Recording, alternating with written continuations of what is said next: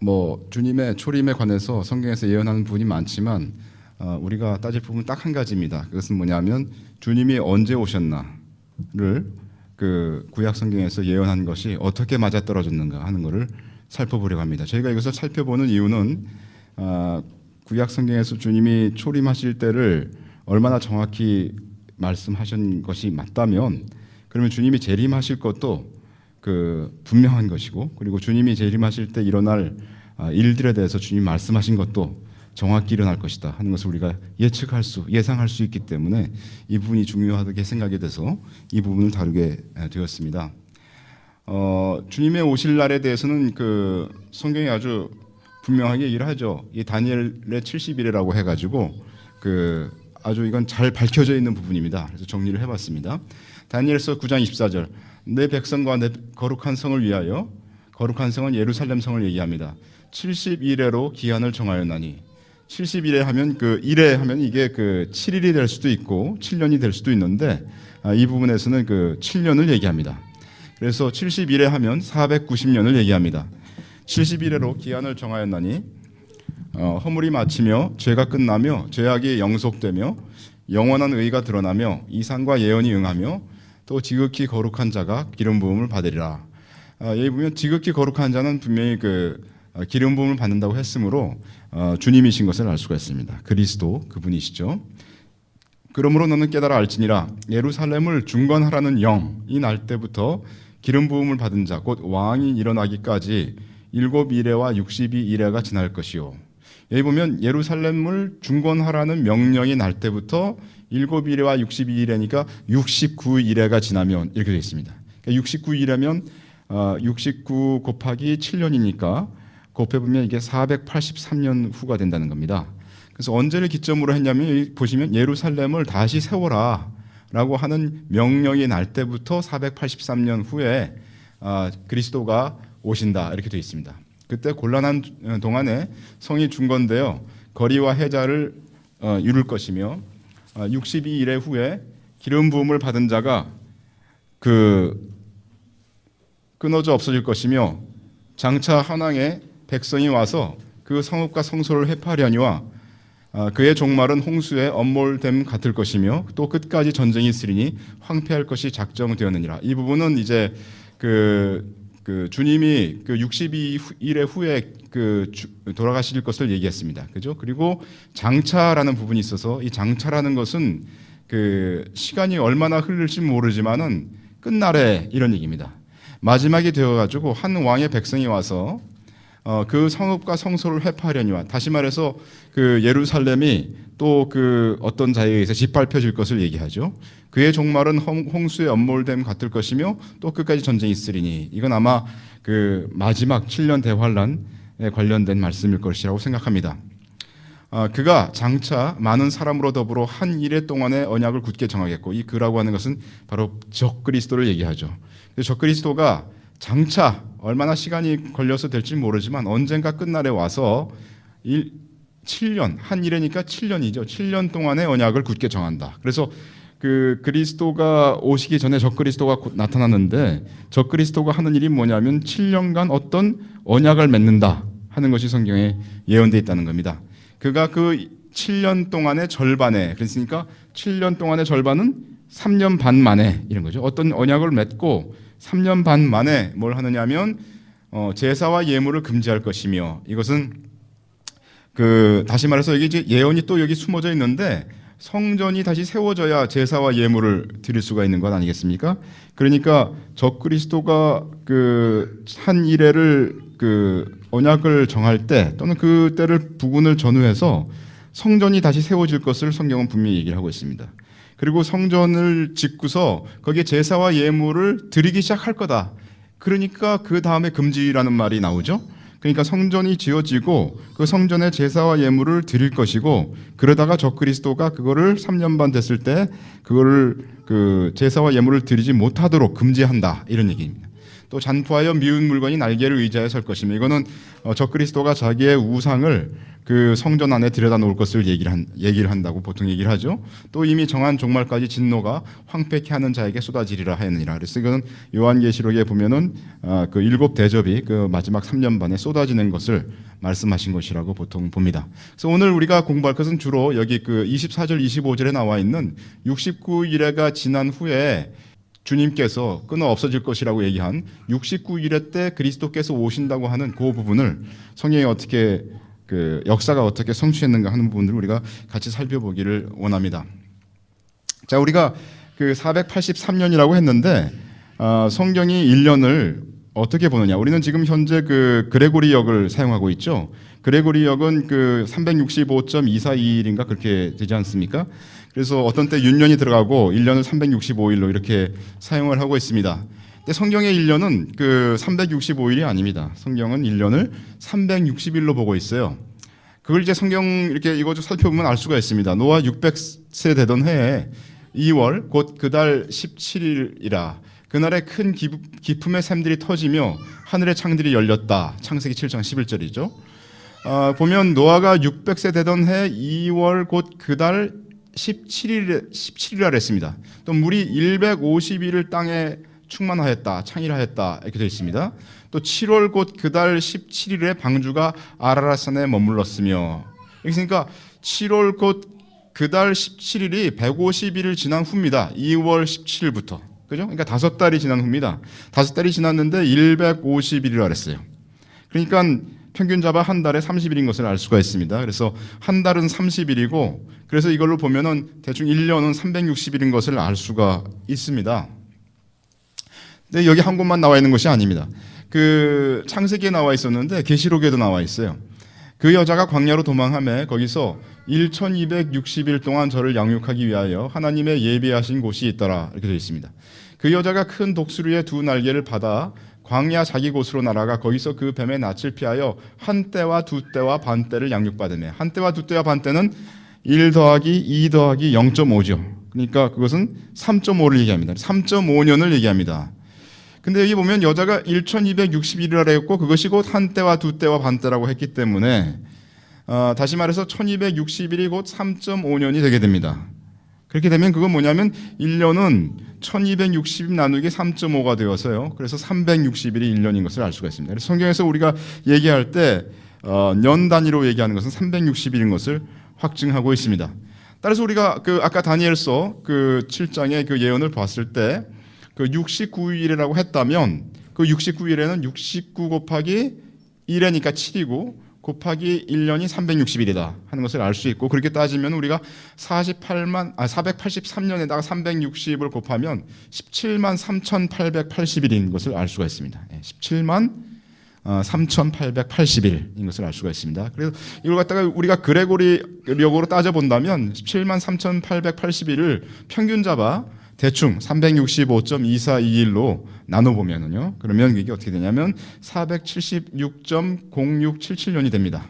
그러면 그거를 다시 우리가 일로 따져보면 476년에 0.0677일이 돼서 년이 돼서 거기다가 365.242일을 곱하면 결국 이것이 476년 24.7일이다 하는 소리가 나오죠.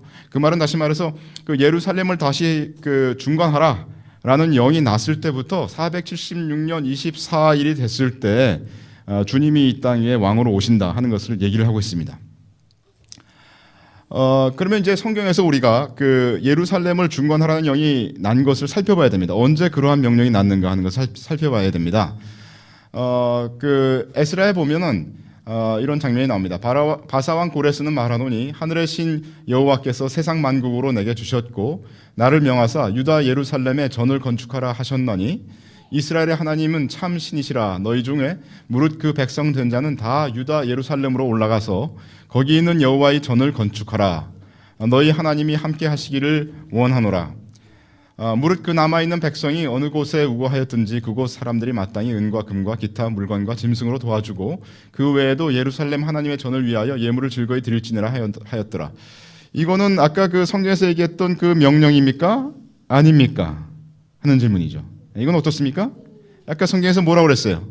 성경에서 뭐라고 그랬냐면은 예루살렘을 다시 중건하라는 영이 났을 때부터라고 얘기했습니다. 그러면 이 명령이 그거에 해당될까요? 이 명령은 거기에 해당되지가 않습니다. 왜입니까? 이 명령은 뭐를 명령했냐면 성전을 다시 건축하라고 얘기를 한 거예요. 예루살렘을 다시 중건하라는 영이 아닙니다. 그죠? 그래서 이 영은 그것일 수가 없다라고 우리가 얘기할 수 있어요. 그래서 고레스 왕이 내렸던 BC 537년에 내렸던 이 영은 그 기준점이 될 수가 없는 겁니다. 아주 하나님은 정확히 예루살렘을 다시 세우라 하는 영부터 따져야 될 것을 말씀하셨기 때문이죠. 그래서 그 다음에 보면 그 다리오 왕 때 이 부분을 다시 한번 얘기를 합니다. 이에 다리오 왕이 조서를 내려 서적 곳간 곧 바벨론에서 보물을 쌓아둔 곳에서 조사하게 하였더니 메데도 악메다 궁에서 한 두루마리를 얻으니 거기 기록하였을 때 고레스 왕 원년에, 이게 바로 좀 전에 얘기했던 이 에스라의 이 그 칙령을 얘기합니다. 고레스 왕 원년에 조서를 내려 이르기를 예루살렘 하나님의 전에 대하여 이르노니 이전 곧 제사 드리는 처소를 건축하되 지대를 견고히 쌓고 그 전의 고는 60규빗으로 광도 60규빗으로 하고 큰 돌 3켜에 새 나무 1켜를 놓으라. 그 경비는 다 왕실에서 내리라. 또 느부갓네살이 예루살렘 전에서 취하여 바벨론으로 옮겼던 하나님의 전 금, 은, 기명을 돌려보내어 예루살렘 전에 가져다가 하나님의 전 안에 각기 본처에 둘지니라 하였더라. 그래서 이 그 다리오 왕이 옛날 고레스 왕이 이런 조서를 내린 것을 다시 확증합니다. 그죠? 그래서 이건 뭐 별로 중요한 건 아닌 것 같고요. 그 다음에 이제 또 칙령을 내린 것이 있는데 그게 BC 458년에 아닥사스다가 조서를 써서 에스라를 보내는 그런 장면이 나옵니다. 여기 보면 여호와의 계명의 말씀과 이스라엘에게 주신 율례의 학사인 학사 겸 제사장 에스라에게 아닥사스다 왕이 내린 조서 초본은 아래와 같으니라. 너는 내 손에 있는 내 하나님의 율법을 조차 유다와 예루살렘의 정형을 살피기 위하여 왕과 7 모사의 보냄을 받았으니 왕과 모사들이 예루살렘에 거하신 이스라엘 하나님께 성심으로 드리는 은금을 가져가고 또 내가 바벨론 온 도에서 얻을 모든 은금과 및 백성과 제사장들이 예루살렘 그 하나님의 전을 위하여 즐거이 드릴 예물을 가져다가 그 돈으로 수송아지 수양과 어린 양과 그 소재와 그 전제의 물품을 신속히 사서 예루살렘 내 하나님의 전 단 위에 드리고 그 나머지 은금은 너와 너희 형제가 선히 여기는 일에 너희 하나님의 뜻을 조차 쓸지며 내 하나님이 전에서 섬기는 일을 위하여 내게 준 기명은 예루살렘 하나님 앞에 드리고 그 외에도 내 하나님이 전에 쓰일 것이 있어서 내가 드리고자 하거든 무엇이든지 왕이 내 탕구에서 취하여 드릴지니라. 에스라 7장의 말씀인데요. 여기도 보면은 하나님의 전을 위하여 뭔가를 하라고 칙령이 내려졌습니다. 그러니까 이것도 이 명령도 기점이 될 수가 없는 거죠. 그죠? 예루살렘 성을 중건하라는 명이 아닙니다. 그래서 이 명령도 우리가 기점으로 삼을 수가 없다. 그 다음에 보면 BC 445년에 아닥사스다 왕이 제 20년 때 그 포로를 귀환하게 합니다. 이때를 보면 왕이 내게 이르시되 그러면 내가 무엇을 원하느냐 하시기로 내가 곧 하늘의 하나님께 묵도하고 왕에게 고하되 왕이 만일 즐겨하시고 종이 왕의 목전에서 은혜를 얻었사오면 나를 유다 땅 나의 열조의 묘실 있는 성읍에 보내어 그 성을 중건하게 하옵소서 하였느니 느헤미야가 이런 왕에게 요청을 하지 않습니까? 그래서 왕이 그것을 허락하고 느헤미야를 보내게 됩니다. 여기 보면 그가 그 요청한 게 뭡니까? 예루살렘 성을 중건하게 하옵소서 되어 있습니다. 그게 바로 BC 445년입니다. 그래서 우리가 계산을 해보면 대충 계산을 해보면 445년인데요. BC니까 마이너스를 쓰고 476년 25일이라고 그랬지 않습니까? 아까 그래서 그거를 더해보면 대충 이게 AD 31년 또는 32년. 왜냐하면 0년이 없으니까 32년 하면 31년 이 정도 돼서 거기다가 1을 더하면 결국 32년 또는 33년 AD가 되는 것을 알 수가 있습니다. 그래서 우리가 조금 더 자세히 계산을 할 거지만 이 정도의 시간이 됐을 거다라고 얘기를 할 수가 있습니다. 아닥사스다 왕의 조서는 BC 445년 3월 14일에 내린 것으로 되어 있습니다. 다니엘서 9장 25절 그러므로 너는 깨달아 알지니라 예루살렘을 중건하라는 영이 날 때부터 기름 부음을 받은 자 곧 왕이 그리스도가 일어나기까지 7일에와 62일에가 지날 것이요. 자, 그럼 문제는 언제 뭐냐면은 이제 아까처럼 아주 정확히 일수를 우리가 계산을 했는데 만약 예수님이 이 사실에 맞춰서 이 땅에 오셨다면 그러면 예수님이 이 땅 위에서 대충 그 30세 넘어 사셨는데 그 중에 어느 정확한 날을 따져서 예수님이 자기를 왕으로 선포하셨냐 이런 얘기가 되는 거죠.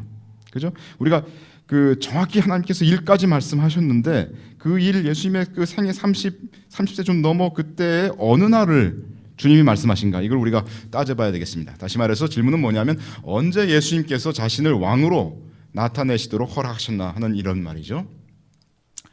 요한복음 6장에 보면 이런 장면이 나옵니다. 그러므로 예수께서 저희가 와서 자기를 억지로 잡아 임금 삼으려는 줄을 아시고 다시 혼자 산으로 떠나가시니라. 이건 이제 오병이어 사건 이후의 말씀이시죠.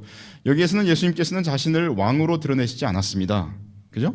언제 예수님께서 자신을 왕으로 사람들에게 드러내셨나 하는 문제가 우리에게 있는 거죠. 스가랴서 9장에 보면 이런 말씀이 있습니다. 시온에 따라 크게 기뻐할지어다. 예루살렘이 따라 즐거이 부를지어다. 보라 내 왕이 내게 임하나니 그는 공의로우며 구원을 베풀며 겸손하여서 나귀를 타나니 나귀의 작은 것 곧 나귀 새끼니라. 이건 분명히 예수 그리스도께서 곧 메시아께서 오셔서 나귀 새끼를 타실 것에 대한 예언입니다. 근데 이상한 일이 있었죠. 예수님께서 적극적으로 이 예언을 성취하려고 하는 그런 시도를 이제 하십니다. 누가복음 19장에 보면 감람원이라 하는 산의 벳바게와 베다니에 가까이 왔을 때 제자 중 둘을 보내시며 이르시되 너희 맞은편 마을로 가라.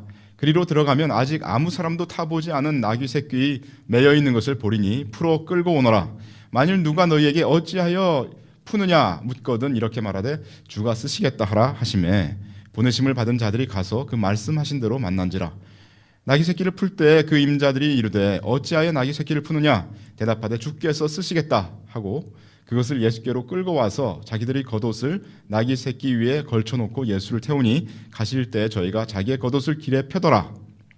이미 감람산에서 내려가는 편까지 가까이 오심에 제자의 온 무리가 자기의 본바 모든 능한 일을 인하여 기뻐하며 큰 소리로 하나님을 찬양하여 가로되 찬송하리로다 주의 이름으로 오시는 왕이여 하늘에는 평화요 가장 높은 곳에는 영광이로다 하니 이건 바로 이제 요 부분은 말이죠 찬송시입니다. 요게 시편 118편을 노래 불렀다고 얘기합니다. 무리 중 어떤 바리새인들이 말하되 선생이여 당신의 제자들을 책망하소서 하거늘 예수께서 대답하여 가라사대 내가 너희에게 말하노니 만일 이 사람들이 잠잠하면 돌들이 소리 지르리라. 이 참 이상한 말씀이죠. 그죠? 여러분들 이 바리새인들이 이걸 막으라고 했는데 주님이 그렇지 않다. 이거는 당연히 그자들이 소리를 질러야 될 것이고 만약 그들이 소리를 지르지 않으면 돌들이 대신 소리를 지르게 될 것이다라고 주님이 말씀하셨습니다. 시편 118편을 잠깐 보면 이게 대찬양시라고 보통 이르는 그 부분입니다. 건축자의 버린 돌이 집 모퉁이에 버린 머릿돌이 되었나니 이건 예수 그리스도에 대한 말씀이시죠. 이는 여호와의 행하신 것이요 우리 눈에 기이한 바로다.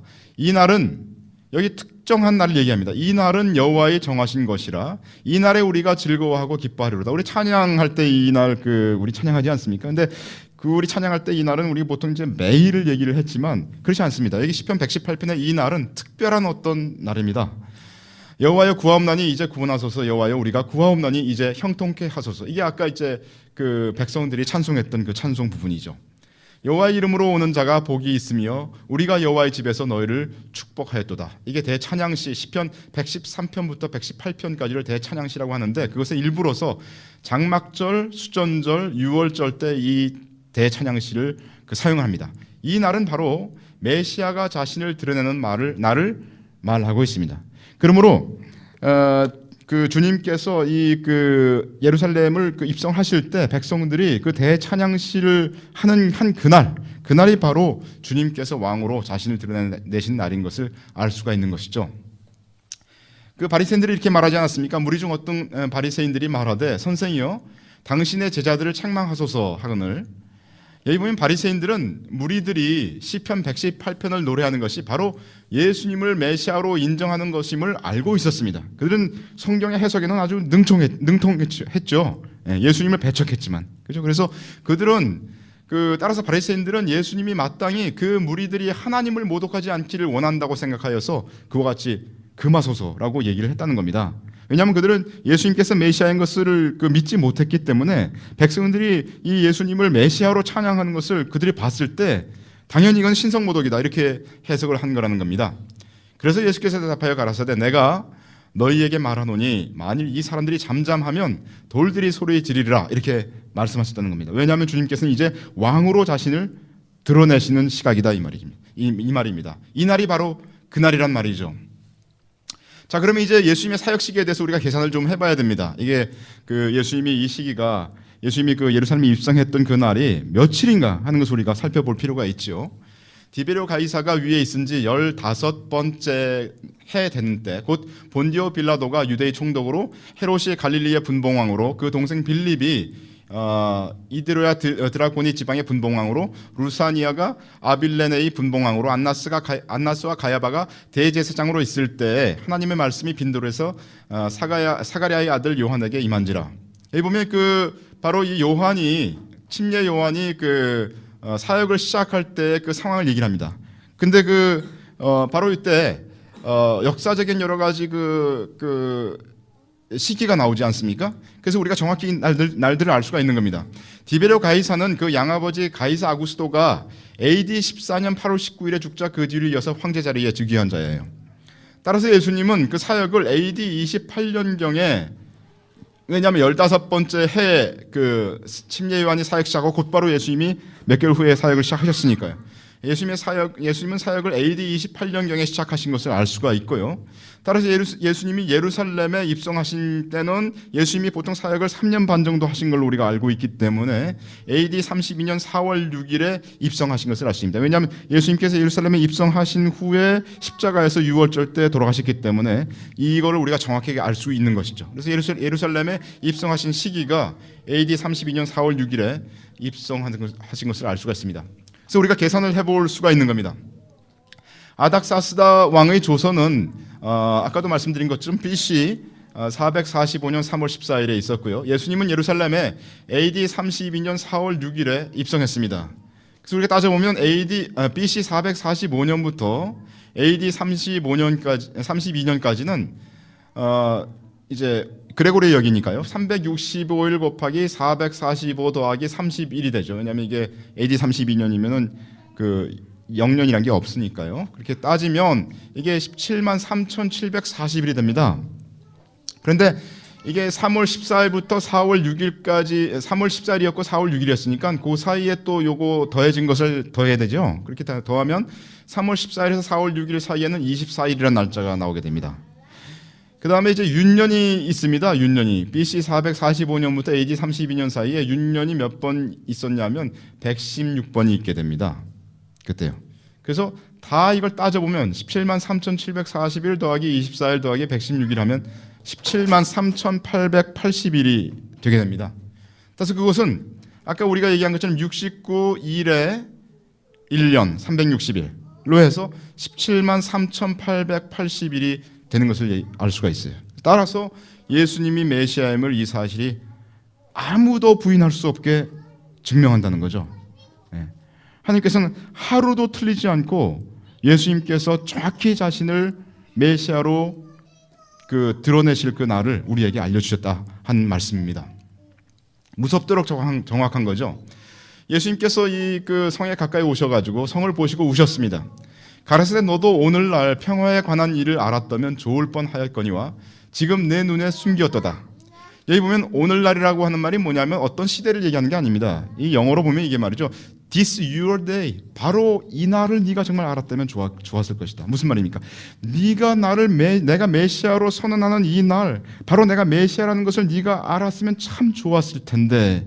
이런 말입니다. 왜냐하면 구약에서부터 이렇게 정확하게 하나님께서 말씀하시는데 이스라엘 사람들이 그걸 알지 못하고 배척한다는 사실이 주님 앞에 주님이 이것을 너무 슬퍼하셨다는 거죠.